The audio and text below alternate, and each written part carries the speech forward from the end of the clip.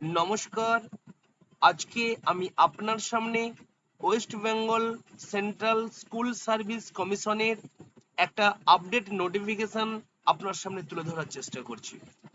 এই নোটিফিকেশনে কি রয়েছে না, মাননীয় শিক্ষামন্ত্রী ব্রাত্য বসুর বক্তব্যে উঠে আসছে, যদি সার্ভার রুম খুলে দেওয়া হয় তাহলে শিক্ষক নিয়োগের প্রক্রিয়া তিনি শুরু করবেন। তো এই যে নোটিফিকেশনটা উঠে আসছে, চলে আসুন নোটিফিকেশনটা আপনার সামনে আমি তুলে ধরি। আজকের আলোচ্য topic West Bengal central school service কমিশনের একটা আপডেট নোটিফিকেশন।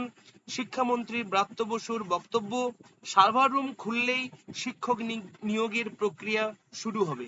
তো চলে আসুন কি বলা হয়েছে দেখে নেওয়া যাক। দেখতেই পেয়েছেন একটা নোটিফিকেশন কলকাতার। সার্ভার রুম খোলা নিয়ে আদালতে আবেদন রাজ্যের। বুধবার হাইকোর্টে বিচারপতি অভিজিৎ গঙ্গোপাধ্যায়ের ঘরে এসএসসি সংক্রান্ত মামলার শুনানি ছিল। সার্ভার রুম খোলার পক্ষে এদিনের শুনানিতে রাজ্যের তরফে কল্যাণ বন্দ্যোপাধ্যায় সওয়াল করেন। তিনি বলেন, যদি না সার্ভার রুম খোলা হয় তাহলে নতুন নিয়োগ দেওয়া যাচ্ছে না।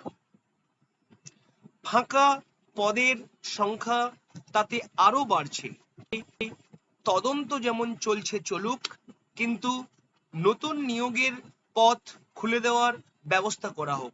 এটা কিন্তু মূলত টপিক, খুবই ইম্পর্টেন্ট টপিক। আবারও বলছি, যদি না সার্ভার রুম খোলা হয় তাহলে নতুন নিয়োগ দেওয়া যাচ্ছে না।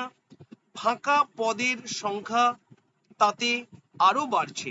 তাই তদন্ত যেমন চলছে চলুক, কিন্তু নতুন নিয়োগের পথ খুলে দেওয়ার ব্যবস্থা করা হোক।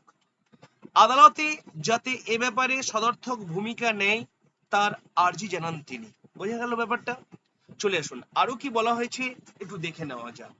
আরো রয়েছে, বুধবারের সওয়াল জবাবের সময়ে কল্যাণ বন্দ্যোপাধ্যায় রীতিমতো নাটকীয় ভঙ্গিতে বলেন, কোর্টকে সব শেষে আমি কিছু বলবো। গোটা নিয়োগ সংক্রান্ত বিষয়ে আইনি ব্যাখ্যা দেব এবং তখনই আমি আসল তথ্য সামনে আনবো। তাহলে বুঝতে পেরেছেন যে কল্যাণ বন্দ্যোপাধ্যায় আরো একটা ঘটনা আদালতকে জানাতে চলেছেন। সেখানে কি বলা হয়েছে না, বিচারপতি অভিজিৎ গঙ্গোপাধ্যায়ের সামনেই রহস্য জিইয়ে রেখে তিনি বলেন, আদালত গোটা নিয়োগ বিতর্কের পিছনে রহস্য খুঁজছে। আমিও জানি, আমি সেই দেখছি, আমি সই দেখেছি, কার সই জানি। আমি মুখ খুললে পুরো ঘটনা প্রবাহের ক্লাইম্যাক্স পৌঁছে যাবে। বোঝা গেল তিনি কি বলেছেন। আরো কি বলছেন চলে আসুন। বিচারপতির সামনে তিনি এক নতুন রহস্য উত্থাপন করার চেষ্টা করেন। কার সই, কে সেই ব্যক্তি, সে ব্যাপারে কিছুই খোলসা করে তিনি বলেননি। সোমবার ফের এই মামলার শুনানি রয়েছে। মনে করা হচ্ছে সব শুনে বিচারপতি অভিজিৎ গঙ্গোপাধ্যায় জানতে চাইতে পারেন ঠিক কত শূন্য পদ রয়েছে, কত নিয়োগের প্রয়োজন রয়েছে। রাজ্য বাগ কমিটির রিপোর্ট চাইলেও সিবিআই তাতে আপত্তি জানায়। সিবিআই এর বক্তব্য, তদন্তের স্বার্থে ওই রিপোর্ট জনসপক্ষে আনা উচিত। রাজ্যের অনেকগুলো স্কুলেই শূন্য পদ তৈরি হয়েছে, কিন্তু এসএসসি দুর্নীতি মামলায় তদন্ত চালায় বন্ধ রয়েছে। দুর্নীতির মামলা চলায় রয়েছে। সিবিআই আধিকারিকদের উপস্থিতিতেই সার্ভার রুমে এসএসসি কর্মী ও আধিকারিকরা শেষ কম্পিউটার সেটআপ করার কাজ করছেন।